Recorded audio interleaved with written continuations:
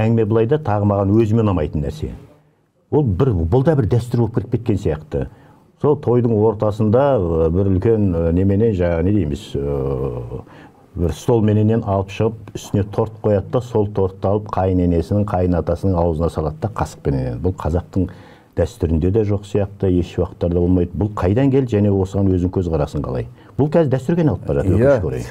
Енді бұған байланысты менің қалыптасқан өзім ұстанымдарым, пікірлерім бар. Жалпы кез келген қуанышта торт жасау дәстүрі бар ғой, оның өзі бізге осы 90-шы, 2000-шы жылдардан кейін ғана кірді бұл. Және тортты биік-биік қабат-қабат етіп, биіктігін бір 3 метр сияқты етіп жасап, от шашулар жасап, соны өзінше бір салтанатқа айландырып, осы тойдың бір ерекше құбылысы ретінде елдің есінде қалсын деген ниетпенен солай жасайды.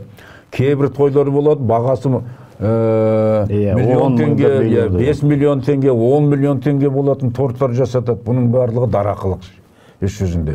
Және бұл бізде жоқ мәселе. Бұл қазақта мұндай жоқ. Ана оны алып, кесіп, келін өзің күйеуінің әке-шешесіне, яғни ата-енесіне соларға бүйтіп асату деген бұл ұят нәрсе. Бұл өте ыңғайсыз. Бұл мүмкін оның орнына шай құйып бермейді. Жалғастыратын ондай бір дәріптейтін дәстүр емес.